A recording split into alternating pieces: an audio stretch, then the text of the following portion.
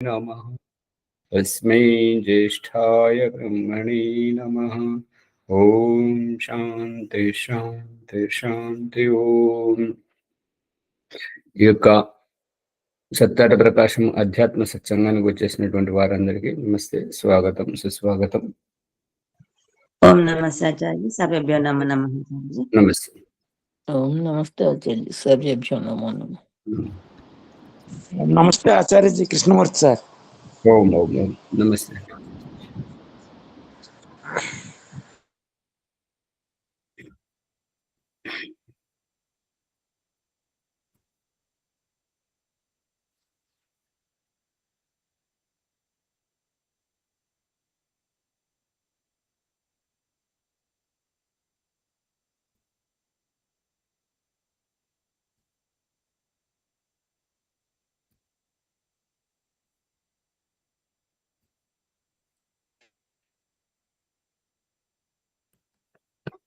సత్యాట ప్రకాశము తృతీయ సముల్లాసము 49వ పుటలో చూడండి.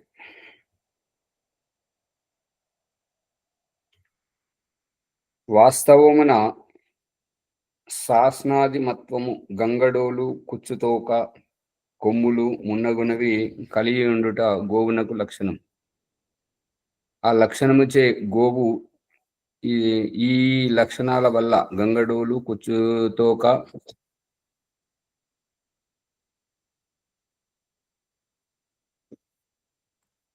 కొమ్ములు కాళ్ళు ఇవన్నీ ఉన్నవై ఈ లక్షణాలు కలిగినటువంటిది ఆవు అనేటువంటిది తెలుస్తుంది. కావున గోవు లక్ష్యం. ఇట్లే కంబు గ్రీవాది మత్వం ఘటమునకు లక్షణము, ఘటము లక్ష్యం. కుండ అనే దానికి ఆ మూతి ఏ రకంగానైతే ఉంటుంటుందో, ముఖము ఏ రకంగానైతే ఉంటుంటుందో ఆ ముఖమును బట్టి కంబు గ్రీవ ఆ రకంగా గొంతు కలిగినటువంటిది. గొంతు ఉండాలి. మీరు గంగాలం అంటారు. గంగాలానికి గ్రీవ అంటే గొంతు ఎక్కడ ఉంటుంది? అందుకని ఆ రకంగా ఉన్నటువంటి దానిని ఈ కంబు గ్రీవము ఉన్నటువంటి దాన్ని లక్షణాలను చూసి కుండను గుర్తించడం జరుగుతుంది. ద్రవ్యములో రూప రస గంధ స్పర్శవతి పృథివీ. వైశేషిక దర్శనము 2వ అధ్యాయము 1వ పాదము 1వ సూత్రము. రూపము, రసము, గంధము, స్పర్శ కలిగినటువంటి దానిని రూపము అంటే ఆకృతి, రసము అంటే పృథివీ అన్నరసము, గంధము అంటే వాసన తత్వం, స్పర్శ అంటే ముట్టుకోవడానికి చేతికి అందేటువంటి వస్తువు, ఇటువంటి దానిని పృథివీ అంటుంటారు. రూపము, రసము, గంధము, స్పర్శము అను గుణములుగా కలిగినటువంటి దేనిలోనైతే ఉంటాయో దానిని పృథివీ అంటుంటారు. అందులో రూప, రస, గంధ, స్పర్శములు క్రమముగా అగ్ని, జల, వాయువుల సంయోగము వలన పృథివీ అందున్నవి. పృథివీలో ఉన్నవి అగ్ని కూడా ఉంది, వాయువు కూడా ఉంది, మరియు ఆకాశం కూడా ఉంది.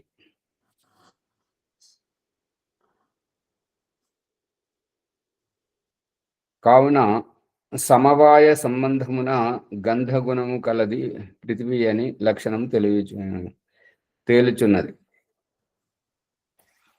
అంటే కొన్ని పదార్థముల యొక్క సంగ్రహ రూపము, సంఘటిత రూపము అనేటువంటిది తెలుస్తున్నది. సమవాయ ఇక్కడ ఆకాశం రాలే కదా? ఆకాశము రాలేదు, కానీ ఆకాశము ఉన్నది. ఇది ఆకాశం లేకుండా భూమే లేదు. ఆ విషయం కాదు. ఇక్కడ అగ్ని, జలము, వాయువు ఇవి క్రమముగా ఉన్నవి, పృథివీ యందు ఉన్నవి అని అంటే ఆకాశము లేదని కాదు. లేకపోతే భూమిలో వేసిన విత్తనము ఎలా ఉబ్బుతుంది? భూమిలో పెట్టినటువంటిది ఏ రకంగా ఉంటుంది? భూమిలో పుట్టేటువంటి క్రిములు ఆ శవాన్ని తినడానికి కానీ, భూమిలో పాతిపెట్టినటువంటి ఇనుమును తినడానికి కానీ, అవి బ్రతుకుతున్నాయి కదా, అవి పెరుగుతున్నాయి కదా, అవి గుడ్లు పెడుతున్నాయి కదా, సంతానాన్ని కంటున్నాయి కదా, మలమూత్ర విసర్జన చేస్తున్నాయి కదా. అందుకని భూమి లోపల ఆకాశం ఉంది, లేకపోవడం అంటూ ఏముండదు. అదే అణువణువులోనూ ఉంది కాబట్టి ఈ రకంగా ఉండాలి. కావున సమవాయు సంబంధము గంధగుణం కలది. పృథివీ అని లక్షణము తేలుచున్నది. సమవాయ సంబంధేన గంధత్వం పృథివ్యా లక్షణం.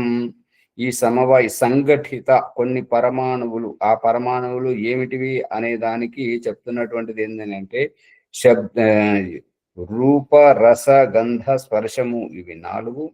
మరియు అగ్ని జలము వాయువు, ఇవి 3. వీటన్నింటిని కలిగినటువంటి వీటి సంగ్రహము, వీటి సమైక్యత రూపము పృథివీ అనేటువంటిది. తద్వారా వాయువు ఉన్నది కాబట్టే వ్యక్తమవుతుంది వాసన అనేటువంటిది. దుర్వాసన గాని సువాసన గాని ఏదైనా సరే. వ్యవస్థిత పృథివ్యాం గంధ.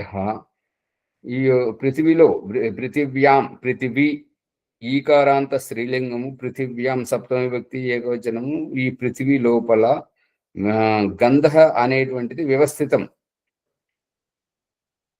పృథివీ స్త్రీలింగ శబ్దం ఆచార్య పృథ్వీ. ఈకారాంత స్త్రీలింగ శబ్దం, నదిలాగా. Okay okay. పృథివీ యందు గంధ గుణము స్వాభావికము. అట్లే జలమున రసమున, అగ్ని యందు రూపము, వాయువునందు స్పర్శము స్వాభావిక గుణములు, ఆకాశమున శబ్దము స్వాభావిక గుణము.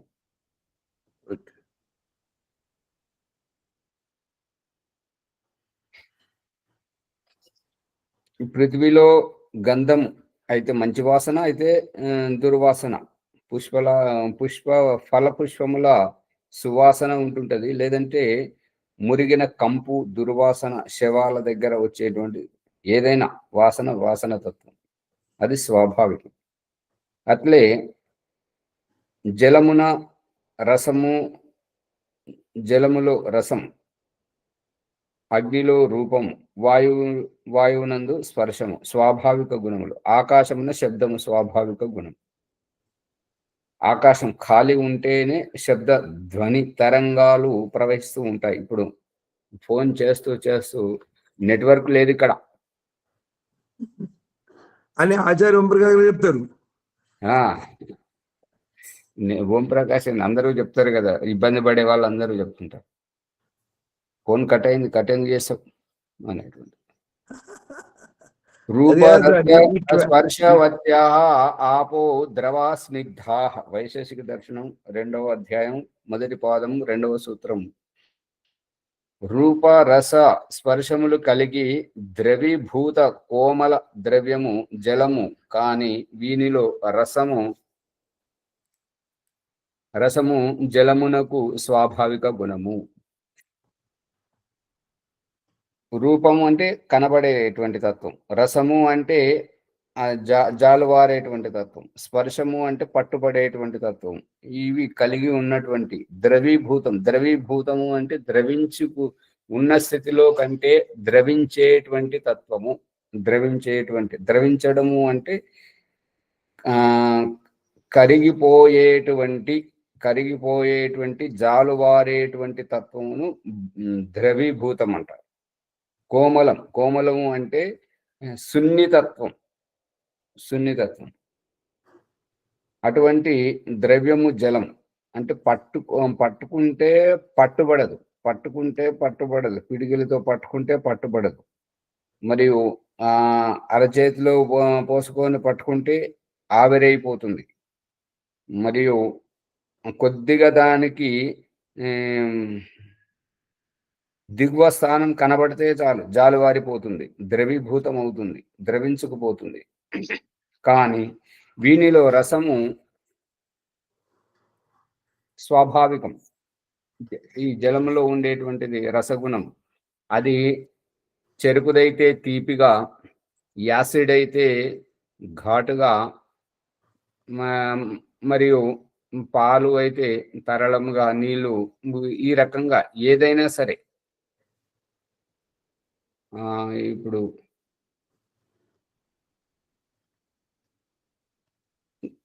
ఈ ఆశ్రమంలో ఏం చెప్తుంటారంటే ముద్దపప్పునే పప్పు అంటారు.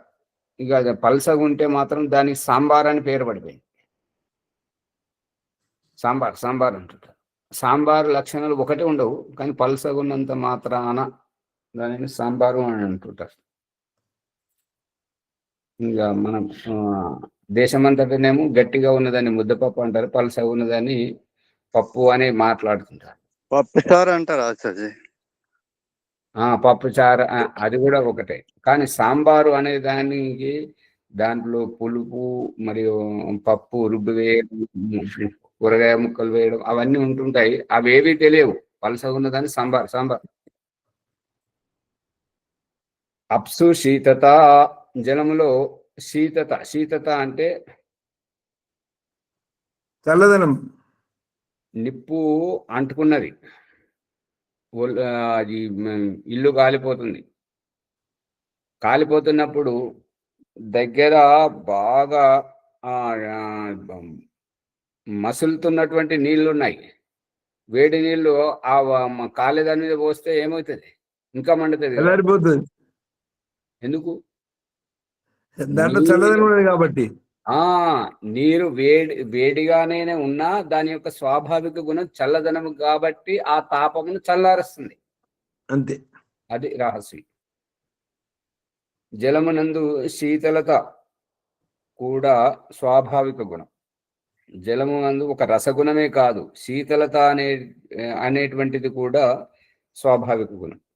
తేజో రూపస్పర్శవత్, రూపము స్పర్శము కలిగినటువంటిది ఈ యొక్క తేజస్సు అని అంటే అగ్ని రూపము. అగ్నికి స్వాభావిక గుణం రూపము, కనబడేటువంటిది, రాజుకునేటువంటిది, మండేటువంటి ఈ రూపము అనేటువంటిది అగ్ని యొక్క స్వాభావిక గుణం, స్పర్శం. మరియు ఇంకొక గుణం ఏంటంటే అగ్నికి శుద్ధి చేసే గుణము, దహించే గుణము. ఇది స్వాభావికం. కనబడమే కాదు, కనబడుతూ అడ్డొచ్చిన దానిని దహించి వేస్తుంటది, భస్మము చేస్తుంటది. మరియు శుద్ధి చేస్తుంది. అశుద్ధం ఏదైతే ఉంటుందో అశుద్ధిని శుద్ధి చేస్తుంటది. ముక్కబట్టినటువంటి వస్త్రాలు కానివ్వండి, ఇంకా ఏదైనా ఆగిపోయినటువంటి కొట్టేసినటువంటి చెట్లు కానివ్వండి, అన్నింటినీ, చనిపోయిన శవాలను ఈ సూర్యరశ్మి అనేటువంటిది దాన్ని ఆ దుర్గంధమును శుద్ధి చేస్తుంటారు. అందుకే సంకల్పములో సూర్యునికి శ్వేత వరాహ కల్పే, వరాహం అంటే పంది ఏం చేస్తుంటది? మురుగును తింటూ మురుగు కాలువలను శుద్ధి చేస్తుంటుంటది. ఆ విధంగానే ఈ సూర్యుడు కూడా అశుద్ధమును శుద్ధి చేస్తాడు కాబట్టి శ్వేత వరాహం అనడం జరుగుతుంది. అంటే తెల్లని పందే, అంతే.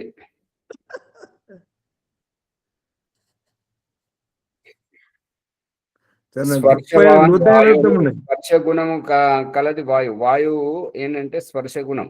పిల్లగాలి, చల్లగాలి, అమ్మో సుడిగాలి, ఈ రకంగా వస్తుందని చెప్పేసి ఆ స్పర్శతోటి దానిని ప్రత్యేకంగా గుర్తించడం జరుగుతుంది. ఇందులో ఉష్ణత, వేడి గాలి కూడా వస్తుంది కదా, అదే వడగాల్పులు. అంతే.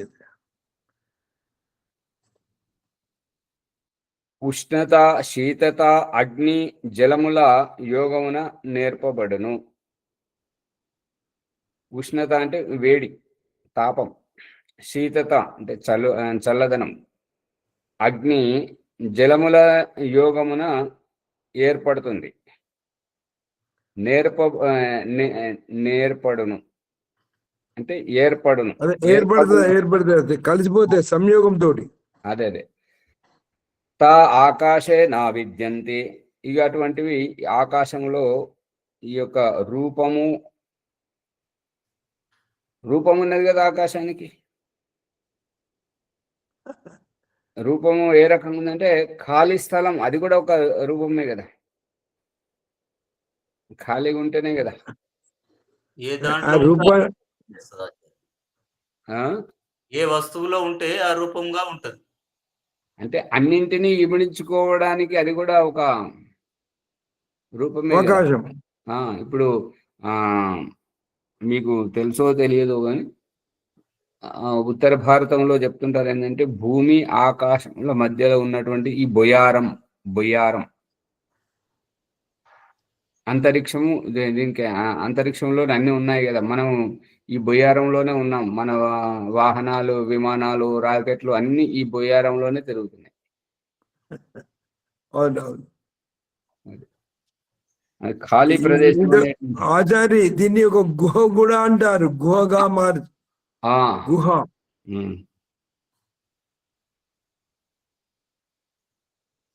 రూప రస గంధ స్పర్శములు ఆకాశమున ఉండవు. శబ్దమే ఆకాశ గుణము. ఈ ఒత్తిడిని గుర్తించేటువంటిది ఈ యొక్క ఇప్పుడు జోహో, భారతదేశం యొక్క స్వతంత్ర ప్రతిపత్తి జోహో ప్రారంభించారు కాబట్టి ఇక మీదట అందరూ జోహోనే వాడాలి. స్వదేశ అది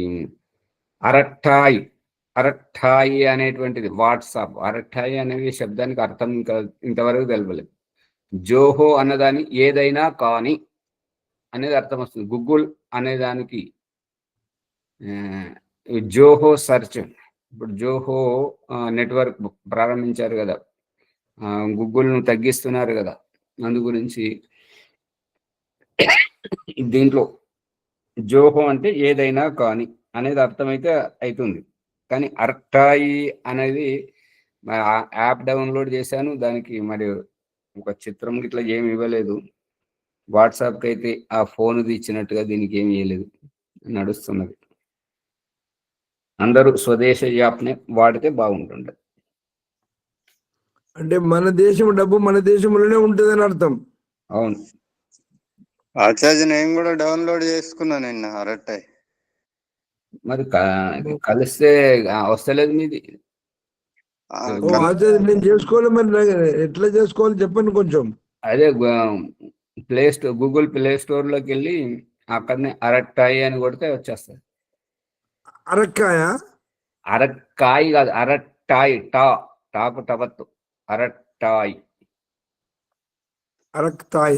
ఓకే ఓకే, ఈరోజు డౌన్లోడ్ చేసుకుంటాం. అరక్టాయి గాని జోహో రెండు చేసుకోవచ్చు కదా.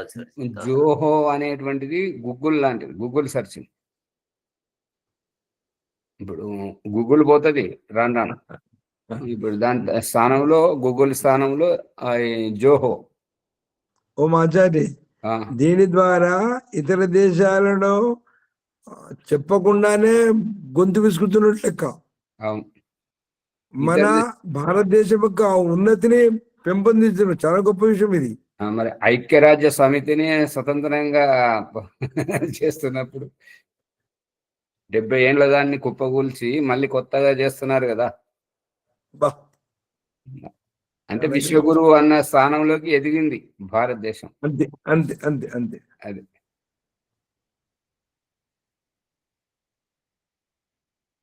నిష్క్రమణం ప్రవేశనం ఇత్యాకాశస్య లింగం.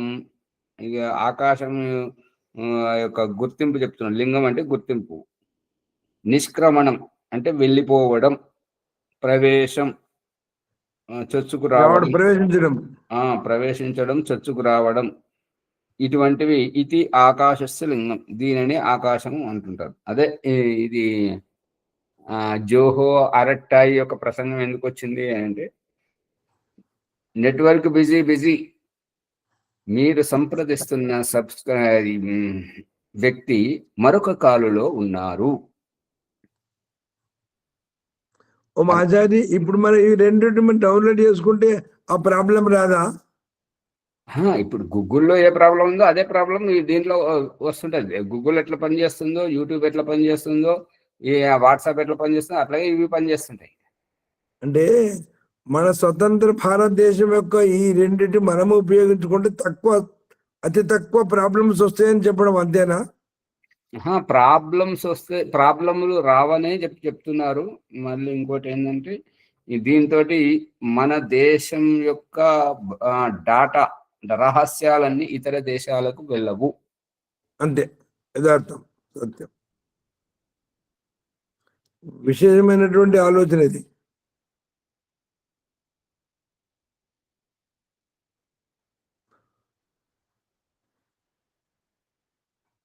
నిష్క్రమణం ప్రవేశనం ఇత్యాకాశస్య లింగం. ఈ ఆకాశం యొక్క గుర్తింపు.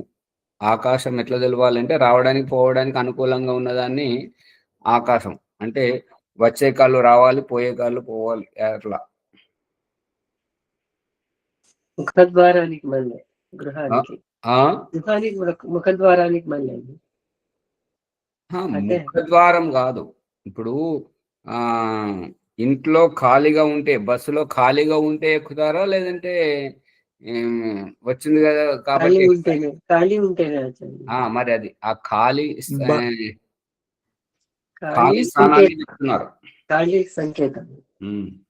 ఖాళీ కాదు, మన కోసం సీట్ ఉంటేనే ఎక్కుతాం, లేకపోతే ఓమాచారి బస్ అయినా రైలు అయినా బస్ అయినా సీట్లే ఆపమని వెళ్ళిపోతాడు. ఎందుకు? మొత్తం నిండి ఉండదు కాబట్టి. నిండున్నా కానీ వేలాడతామని చెప్పి అంటుంటారు కదా కొంతమంది. ఆచార్య ఖాళీ ఉండాలి, ముఖద్వారం ఉండాలి.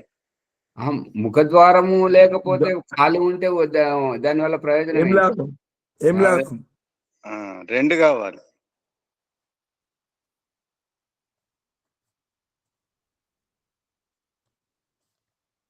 ప్రవేశ నిష్క్రమణములు ఆకాశమునకు లింగము అంటే గుర్తింపు. కార్యాంతర ప్రాదుర్భావాచ్చ శబ్ద స్పర్శవతాం అగుణహి. ఆకాశము కంటే భిన్నమైన పృథివీ మున్నగు స్పర్శ గుణములు గల ద్రవ్యములలో ప్రకటము కానందున శబ్దము ఆకాశ గుణమే, పృథివ్యాధుల గుణము కాదు.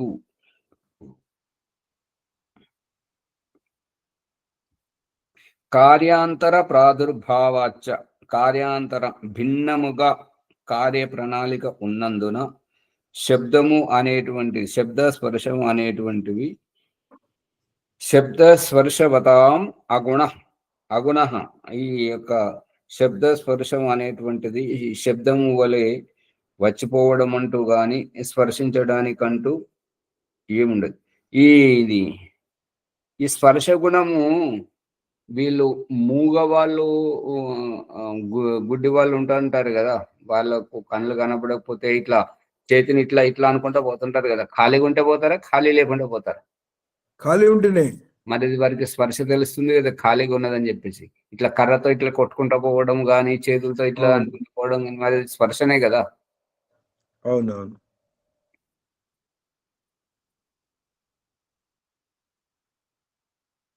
ఆకాశం కంటే భిన్నముగా పృథివీ, జలము, అగ్ని, వాయువు స్పర్శ గుణములు గల ద్రవ్యములలో ప్రకటము కానందున.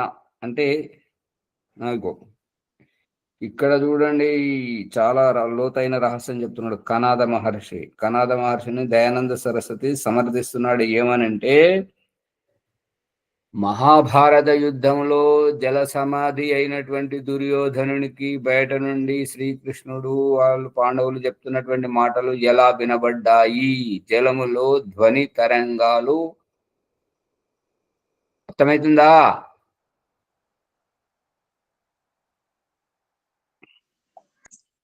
అర్థమవుతుందా? తరంగాలు ఉన్నాయి అనేది మళ్ళీ ఉన్నాయి అని ఎట్లా మాట్లాడుతుండదు చూడండి అమ్మగారు. మరి అంటే వినపడుతుంది అంటే ఏడ వినబడదు, దాని ధ్వని తరంగాలు సంచరించవు అంటున్నారు. ఆహా, అవును. అవును అంటుంటది, మళ్ళీ ఉన్నాయి అంటూ వినపడుతుంది. ఓం ఆచార్య, ఆ, నీటి లోపల శబ్ద తరంగాలు ప్రవేశించవా మరి? అదే కదా ఇంకా కనాద మహర్షి వైశేషిక దర్శనంలో చెప్పినటువంటి దానినే దయానంద సరస్వతి ఇక్కడ వ్యాఖ్యానిస్తున్నాడు.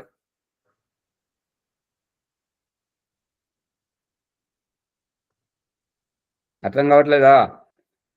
మరి ఇప్పుడు సముద్రం లోపల నుంచి రైలు పోతున్నాయి, వాళ్ళు ఎట్లా పోతాయి మరి? మళ్ళీ అది భాష. అక్కడ లూపు, దాన్ని ఏమంటారు, పైపులు, గొట్టాలు. ఇప్పుడు అరబ్ దేశాలకు నీళ్లు తీసుకుపోతున్నారు కదా బొంబాయికి వెళ్ళి, హిందూ మహాసాగరం నుండి అక్కడికి వెళ్ళి పెట్రోల్ తెస్తున్నారు కదా, అక్కడ పైపులు ఉన్నాయి. చైనాలో కూడా వాళ్ళు సముద్రం లోపల కొన్ని వందల కిలోమీటర్ల దాన్ని దాదాపు 60-70 కిలోమీటర్లలో ఒకటి చేసినట్టుగా ఒకటి చెప్తున్నారు కదా. సముద్రంలో కూడా రైలు అక్కడ నడుస్తున్నది కాబట్టి దాన్ని బట్టి ఇక్కడ చేస్తున్నారు.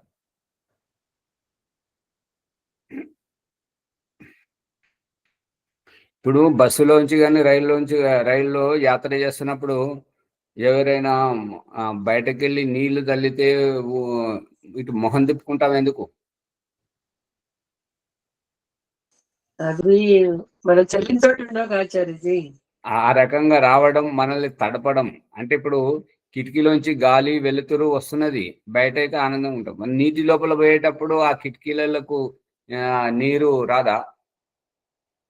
నీరు వస్తే మనం ఎట్లుంటాం? ప్రమాదం కదా. అందుకని మరి ఊపిరి ఆడాలి కదా. ఆ ఊపిరి ఆడాలి అని అంటే అక్కడ అవి పైపులలో దాన్ని నడిపిస్తున్నారు కదా. ఎంత పెద్ద పెద్ద పైపులో చూడండి, 2 రైలు, ఒకటి వచ్చేది ఒకటి పోయేది. అంత పెద్ద సొరంగం చేస్తారా?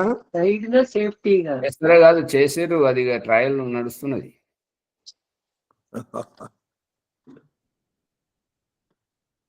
ఆచార్య, సముద్రం లోపల ఇంధనం కూడా సగం కన్నా ఎక్కువ ఆదా అవుద్దంట. అవును. ఇప్పుడు బయట పరిగెత్తండి, బయట నడవండి భూమి మీద. అదే నీటి లోపల మనం పక్షిలాగా ఎగురుతుంటాం, అది గమనించండి. అదే అయితే ఒక విషయం దాని లెక్క. ఆచార్యజీ, ప్రతి వస్తువులో ఆకాశం వ్యాపించి ఉంటుంది కదా. ప్రతి వస్తువులో ఆకాశం వ్యాపించి ఉన్నప్పుడు ధ్వని తరంగాలు ప్రయాణం చేయడానికి అవకాశం ఉంటుందని. ఇప్పుడు అది మరి ఏంటో తెలియదు. చేపలకు కనబడుతుందా లేదంటే వినబడుతుందా? నీటిలో వేసినటువంటి వస్తువు దగ్గరికే సర్వమని ఉరికొస్తాయి తాబేలు. చేతులకు కనిపిస్తుందట. వస్తాయి అనుకుంటాను. రెండు వినబడుతుంది, కనబడుతుంది. ఏమో వినబడేది నాకు అంతగా తెలియదు, కనబడేది శబ్దం తోటి అది కనబడేది తెలుస్తుంది కానీ వినబడేది ఒక్క నిమిషం అండి. నీటిలో ఒక్క రౌతు ఇట్లా పడగానే ఎక్కడికిలో పరిగెత్తుకొచ్చి వస్తుంది. రౌతు పడితే ఎందుకు వస్తాయి? ఏదైనా పదార్థం నీటిలో పడగానే తరంగాలు వస్తాయి కదా. ఏదైనా పదార్థం వేరు, రాయి వేరు. రాయి అయితే ఘనంగా ఉంటుంటది కాబట్టి నీటి తాకిడికి భృక్కుమని శబ్దం వస్తుంటుంటది కాబట్టి అది ఏదో వస్తుంది, ప్రమాదం వస్తుందని పారిపోతాయి. ఆ గాలం వేసినప్పుడు కూడా అటు ఇటు పోయి మళ్ళీ అది కదలట్లేదు కదా, ఇక్కడే ఉంది, మన కోసం ఉంది అని చెప్పేసి వచ్చి గాలానికి చిక్కుకుంటాయి. అవును. అంటే ఇక్కడ ధ్వని తరంగాలు సంచరిస్తున్నట్టుగా మరి ఏ లక్షణాలు లేవు. ఇప్పుడు వీళ్ళు ఎవరైతే ఆ రత్నాలు, వజ్రాలు అవి ఏవైతే వెతుకుతున్నారో సముద్రం లోపల గజయితగాళ్ళు, వాళ్ళు కాళ్ళకు తోకల్లాగా చేప తోకల్లాంటివి పెట్టుకుంటారు, మరియు నోటి నుండి శ్వాస వదులుతుంటారు, సిలిండర్లు పెట్టుకుంటారు. వాళ్ళు అది సెల్ ఫోన్లు పెట్టుకొని ఒకరికొకరు మాట్లాడుకుంటుంటారు. అంతేగాని మామూలుగా మనం ఇట్లా భూమి మీద మనం తుమ్మినట్టుగా దగ్గినట్టుగా చేస్తూ మాట్లాడుకోవడం ఇవన్నీ ఏవి ఉండవు.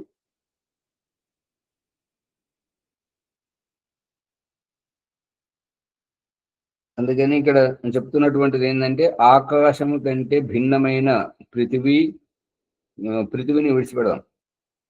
పృథివీ కంటే భిన్నం అంటున్నారు కాబట్టి ఇప్పుడు మనం జల ప్రసంగం నడుస్తుంది కాబట్టి జలములో స్పర్శ గుణములు గల ద్రవ్యములు ప్రకటము కానందున జలములో స్పర్శ గుణములు గల ద్రవ్యములు అంటే జలం లోపల చేపలను పట్టుకుంటున్నారు కదా, మునిగి చేపలను పట్టుకుంటున్నారు, అది వజ్రాలను అది ఏమంటే రత్నాలను తీసుకొస్తున్నారు కదా, మరి అవి స్పర్శ దొరుకుతుంది కదా.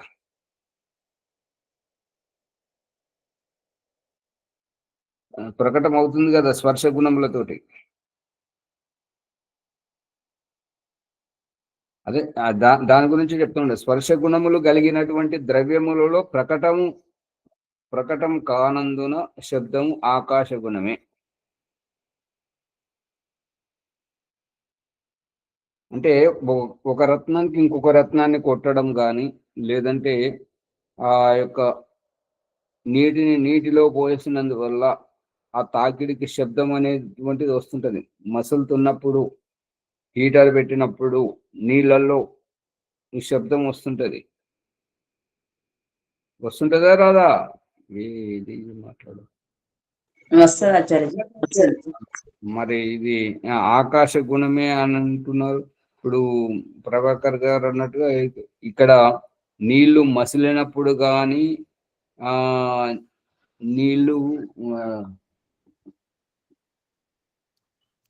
జల పారేటువంటిదేమో భూమి తాకిడితోటి అక్కడ కాలువల శబ్దం వస్తుంది. ఈ పైపులోంచి వచ్చేటప్పుడు ఒక రకమైన శబ్దం వస్తుంది. కానీ జలము పోసినప్పుడు నీళ్లు మసులుతున్నప్పుడు, హీటర్ పెట్టినప్పుడు మాత్రం అక్కడ దేని స్పర్శ లేదు, అక్కడ కూడా శబ్దం వస్తుంటుంటది. మరి ఆకాశ గుణము శబ్దము అని అన్నప్పుడు దీన్ని బట్టి చూస్తే ఏంటంటే జలంలో కూడా ఇది యొక్క ధ్వని తరంగాలు ప్రవహిస్తాయి అని. ఇప్పుడు హీటర్ పెట్టినప్పుడు అయితే బుడగలైతే వస్తుంటాయి, మరగబెట్టినప్పుడు మసులుతున్నటువంటిది శబ్దం వస్తుంటది. ఈ యొక్క శబ్దము అనేటువంటిది ఆచార్య ఇక్కడ ఏమన్నారంటే ప్రతి భూతానికి ఒక ప్రత్యేకమైన గుణం ఉంటది. మిగతా గౌనంగా ఉంటాయి, అప్రధానం రెండు ఉంటాయి. జలంలో ఆకాశం లేదని కాదు, ఆకాశంలో ఆకాశం ప్రత్యేక గుణం శబ్దం. జలంలో ఆకాశం ఉంది, ఆకాశం విషయం కాదు ఇక్కడ నడిచేది. ఇక్కడ ధ్వని తరంగాలు, శబ్దము ఆకాశం ఉన్నది అంటే ధ్వని తరంగాలు ప్రవహిస్తాయి అనేటువంటిది సందేశం. అవును. మరి ఇప్పుడు చివరికి ఏమంటున్నాడంటే శబ్ద స్పర్శవతాం అగుణ, శబ్ద స్పర్శవతం అగుణ అంటే ఈ గుణం కాదు, పృథివ్యాధుల గుణం కాదు అని చెప్తున్నాడు కదా. అవును, పృథివ్యాధుల గుణం కాదు. ఇప్పుడు పృథివీకి గంధం ఒకటే గుణం ఉన్నది కదా ఆచార్య, మిగతా ఇది ప్రధానవాది గౌనం. అట్లా ఆకాశానికి శబ్దం ప్రధానం, మిగతా గౌనం. మళ్ళీ అదే భాష మాట్లాడుతుంటారు. పృథివీ కనబడే రూపగుణం ఉన్నది, రసగుణం ఉన్నది, మళ్ళీ వాసనది, గంధతత్వం ఉన్నది. 4 గుణాలు ఉంటాయి ఆచార్య. 4 గుణాలలో పృథివీ గంధం దాని గుణం, ప్రధాన గుణం, మిగతా గౌనాలు. ఆచార్య ఆకాశంలో శబ్దం ఉండబట్టే ఇవన్నిట్లో ఉన్నాయి అనుకుంటున్నాను. ఆ రకంగా ఇప్పుడు ఆ అమ్మగారు సూచించిన దాని ప్రకారం ఏంటంటే ఆకాశం ఈ యొక్క 4 భూతాలలో ఉన్నది కాబట్టి ఆకాశ గుణం శబ్దం అయినప్పుడు ఆ యొక్క శబ్ద ధ్వని తరంగాలు సంచరించాలి అనేటువంటిది అభిప్రాయం. లేదంటే అది నీట మునిగిన వస్తువును తీసుకురావడానికి వాళ్ళు వెళ్ళినటువంటి వారు సిలిండర్ కట్టుకొని సముద్రం లోపల పడుతుంటారు కదా. ఇప్పుడు మనము మన ఇళ్లలో కాలనీలలో కార్లు ఆటో రిక్షాలు ఎట్లయితే ఉంటుంటాయో ఆ నీళ్ళల్లో ఉండేటువంటి వాళ్ళు ఆ బోటు రూపంలో ఉంటాయి ఆ కారు. వాళ్ళు ఏదైనా మనిషి అవి వస్తువులు పడగొట్టుకుంటే మునిగి తీసే వాళ్ళు ఉంటారు కదా. అవును. ఆకాశంలో శబ్దము ఉన్నది కాబట్టి అన్నిట్లో ఉంటది అని అనుకుంటున్నా సార్. అది అభిప్రాయం. మరి ఇక్కడ మరి దయానందుడేమో ఉండదు అంటున్నారు. దయానంద్ గోపిదేవ్ గారు కూడా అలాగే రాస్తారు. ఓ ఆచార్య నీటిలో వినపడదు. ఆచార్యజీ, ఓం ఓం చెప్పండి. ఇప్పుడు భూకంపాలు ఏర్పడినప్పుడు లోతుగా భూమిలో ఉన్న పొరలు కదలిక శబ్దం మనకి వినబడుతుంది భూకంపాలప్పుడు. నీటి లోపల భూమిలో భూకంపాలు జరిగినప్పుడు శబ్దం వినబడుతుంది మనం. భూమి లోపల మరి ఆకాశంలో మరి శబ్దం నీటి ఉన్నది లోపల కాబట్టి నీటి లోపల శబ్దం కూడా వినబడుతుంది. భూకంపాలు వస్తున్నాయి కదా. ఆకాశం లేకుండా శబ్దం లేదు కదా. భూకంపం జరిగినప్పుడు శబ్దం వినబడుతుంది. పెద్ద శబ్దం వస్తుంది, చాలా పెద్ద శబ్దం వస్తుంది. ఆ భూమి అవును ఆచార్యజీ, శబ్దం అయితే వినపడుతుంది. అలజడి అంతర్భాగంలో ఎక్కడో జరిగిన అలజడి పైన ఉన్న వాళ్ళం మనం వింటాం. అది మరి నేనైతే వినలేదు. నాకు అంటే 93 నేను విన్నా ఆచార్య, నేను విన్నా. భూకంపం వచ్చినప్పుడు అప్పుడు విన్నాం ఆచార్యజీ. 2 1969లో భూకంపం వచ్చింది. ఉంటే అంటుంటే ఒక క్షణం అట్లా అనిపించింది. అవునవును. కదులుతున్నదైతే నేను ప్రత్యక్షంగా అనుభవపేతంగా చూశాను, కానీ ఈ శబ్దం వచ్చేది నాకు తెలియదు. ఒక విశిష్టమైన శబ్దం వస్తుంది అది. మరి శబ్దం విన్నాను ఆచార్య. ఉరిమినట్టు వస్తుంది, ఉరుము మాదిరిగా శబ్దం వస్తుంది. కావచ్చు, నేను వినలేదు కాబట్టి నాకు తెలియదు.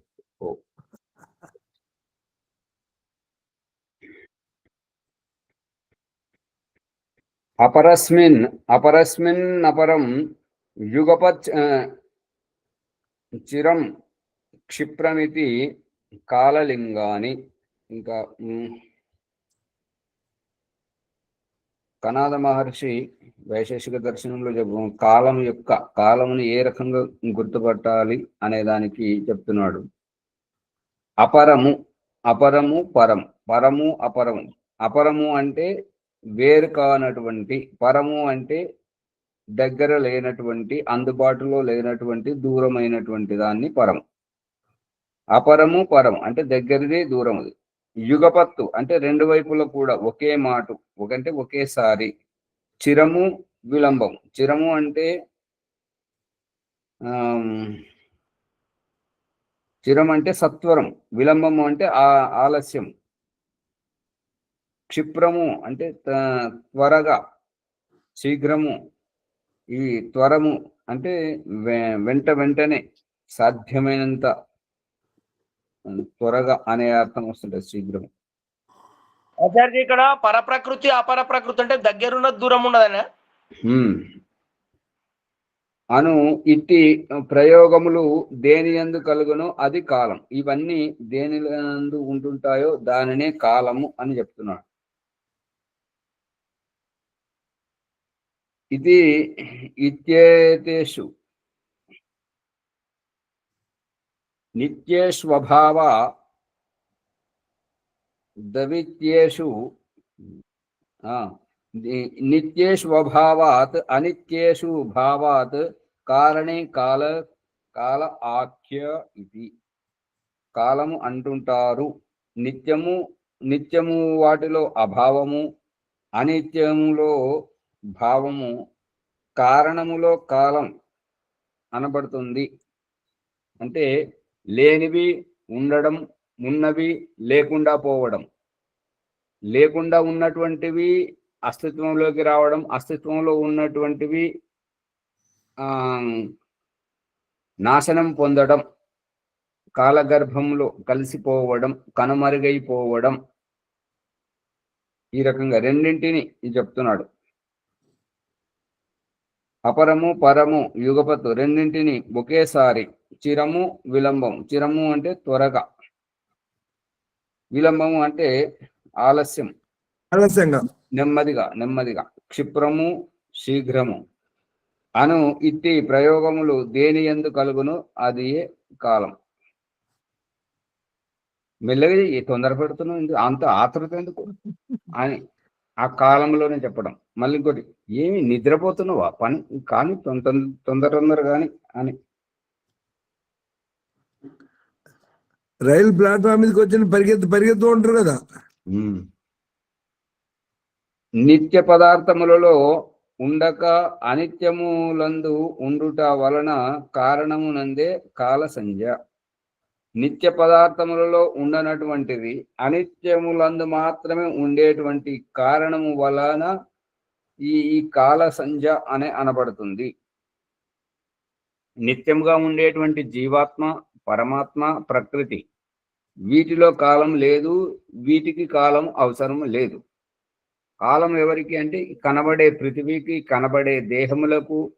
ఇవి ఒక కాలంలో పుడుతున్నాయి, ఇంకొక కాలంలో నశిస్తున్నాయి. ఈ దేహములకు, ఈ రూపములకే కాలము. కానీ ఆత్మ, పరమాత్మ, ప్రకృతి ఇవి అనాది పదార్థములు. వీటికి కాలంతో సంబంధము లేదు.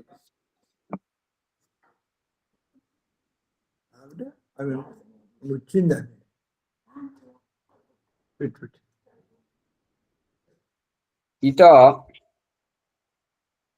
ఇతః ఇదమితి యతః తద్ దృశ్యం లింగం. ఇట నుండి ఇది పూర్వము, దక్షిణము, పశ్చిమము, ఉత్తరము, పైన, కింద అను వ్యవహారము దేని వల్ల కలుగును అది దిశ అనబడును. అది దిశ అనబడుతున్నది అంటే కాలం అనగా. ఇక్కడ నుండి ఇది పూర్వం, ఇక్కడ సూర్యుడు ఉదయిస్తున్నాడు కాబట్టి తూర్పు దిశ. పయనించి అస్తమిస్తున్నాడు కాబట్టి పశ్చిమ దిశ. ఎడమ వైపు ఉత్తరము, కుడివైపు దక్షిణము, పైన, కింద అనేటువంటి వ్యవహారము దేని వలన కలుగును అది దిశ అనబడును.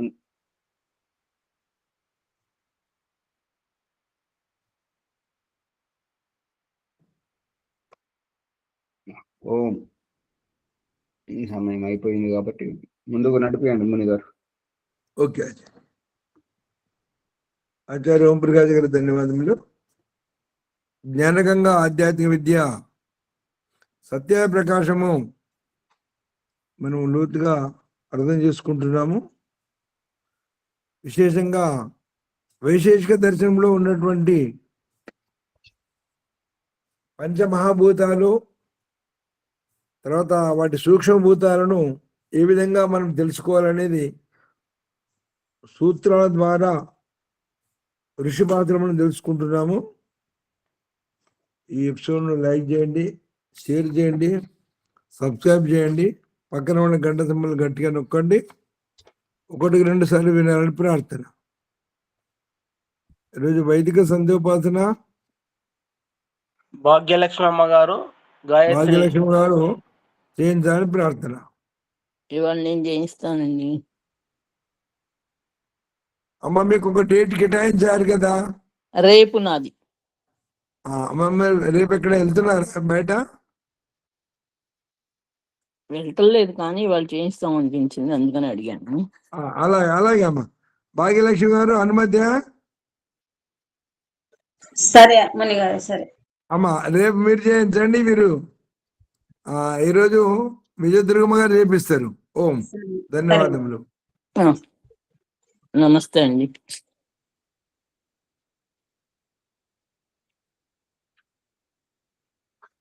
ఓం అమృతోపస్తరణమసి స్వాహ. ఓం అమృతాపిదానమసి స్వాహ. ఓం స్వచ్ఛం యసః శ్రీర్మయి శ్రైతాం స్వాహ. సన్నో దేవీరభీష్టయ ఆపో భవంతు పీతయే సంయోరవిస్రవంతు నః.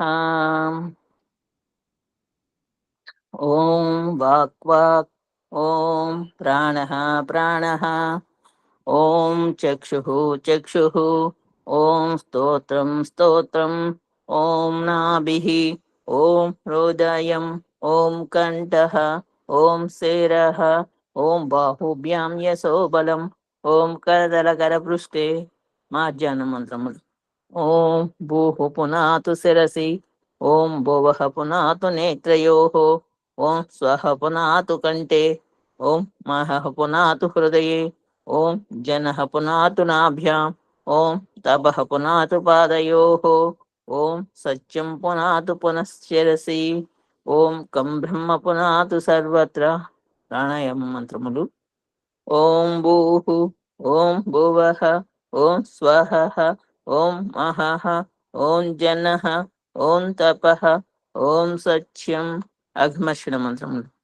ఓం ఋతం చ సత్యం చ అభిద్ధాత్తపసోऽధ్యజాయత తతో రాత్రజాయత తతః సముద్రో ఆర్ణవః ఓం సముద్రాదర్ణవాదది సంవత్సరో అజాయతః అహోరాత్రాణి విదిదత్ విశ్వస్య మిషతో వశి ఓం సూర్యచంద్రమసౌ ధాతా యదా పూర్వమకల్పయత్ దివిం చ పృథ్వీం చ అంతరిక్షో మదో స్వః ఓం సన్నో దేవీరవీష్టయ ఆపో భవంతు పీతయే సంయోరవిస్రవంతు నః. మనసా పరిక్రమణ మంత్రములు. ఓం ప్రాచీదిగ్నిరధిపతిరసితో రక్షితాదిత్య ఇషవః తేభ్యో నమో అధిపతిభ్యో నమ రక్షితుభ్యో నమ ఈశుభ్యో నమ ఏభ్యో అస్తు. యోస్మాన్ ద్వేష్టియం వయం దిష్మస్వం భోజంబే దద్మః. ఓం దక్షిణాదిక్ ఇంద్రోధిపతిశ్చిరాజీ రక్షితా పితరశవః తేభ్యో నమో అధిపతిభ్యో నమ రక్షితుభ్యో నమ ఈశుభ్యో నమ ఏభ్యో అస్తు. యోస్మాన్ ద్వేష్టియం వయం దిష్మస్వం భోజంబే దద్మః. ఓం ప్రతీచే దిగ్వరుణోధిపతి హృదాకూ రక్షితాన్నమిషవః తేభ్యో నమో అధిపతిభ్యో నమ రక్షితుభ్యో నమ ఈశుభ్యో నమ ఏభ్యో అస్తు. యోస్మాన్ ద్వేష్టియం వయం దిష్మస్వం భోజంబే దద్మః. ఓం ఉదీచే దిక్ సోమోధిపతి స్వజో రక్షితాసనిరిషవః తేభ్యో నమో అధిపతిభ్యో నమ రక్షితుభ్యో నమ ఈశుభ్యో నమ ఏభ్యో అస్తు. ఓం ధ్రువాదిక్ విష్ణురధిపతి కల్మాషా గ్రీవో రక్షితా వీరుద ఇషవః తేభ్యో నమో అధిపతిభ్యో నమ రక్షితుభ్యో నమ ఈశుభ్యో నమ ఏభ్యో అస్తు. యోస్మాన్ ద్వేష్టియం వయం దిష్మస్వం భోజంబే దద్మః. ఓం ఊర్ధ్వాదిక్ బృహస్పతి అధిపతి స్విత్రో రక్షితా వర్షమిషవః తేభ్యో నమో అధిపతిభ్యో నమ రక్షితుభ్యో నమ ఈశుభ్యో నమ ఏభ్యో అస్తు. యోస్మాన్ ద్వేష్టియం వయం దిష్మస్వం భోజంబే దద్మః. ఓం జాతవేదసే సునవామ సోమమరాతియతో నిదహాతి వేదః సనః పర్షదతి దుర్గాణి విశ్వానావేవ సుందుం దురితాత్యగ్నిః చిత్రం దేవానాముదగాదనీకం చక్షుర్మిత్రస్య వరుణస్యాగ్నేః ఆప్రాద్యావా పృథివీ అంతరిక్షం సూర్యా ఆత్మా జగతస్తుషశ్చః ఉదుత్యం జాతవేదసం దేవం వహంతి కేతవః దృశ్యే విశ్వాయ సూర్యం ఉద్వయం తంసస్పరిస్వః పశ్యంత ఉత్తరం దేవం దేవత్రా సూర్యమగన్మ జ్యోతిరుత్తమం తచ్చక్షుద్దేవహితం పురస్తాచక్రమచ్చరత్ పశ్యేమ శరదశతం జీవేమ శరదశతం శృణుయామ శరదశతం పబ్రవామ శరదశతం అదీనాశ్యామ శరదశతం భూయచ్చ శరదశతాత్. పునరాచమనం. ఓం సన్నో దేవీరభీష్టయ ఆపో భవంతు పీతయే సంయోరవిస్రవంతు నః. ఓం గురుమంత్రం. ఓం భూర్భువస్వః తత్సవితుర్వరేణ్యం భర్గో దేవస్య ధీమహి ధియో యో నః ప్రచోదయాత్. ఓ పరమేశ్వర దయానిధి, మీ కృప వల్ల జపోపాసనాది కర్మములను చేసిన మేము ధర్మ అర్థ కామ మరియు మోక్షముల సిద్ధిని సత్వరంగా ప్రాప్తించుకుందుముగాక. నమస్కారం. ఓం నమ శంభవాయ చ మయోభవాయ చ నమ శంకరాయ చ మయస్కరాయ చ నమ శివాయ చ శివతరాయ చ.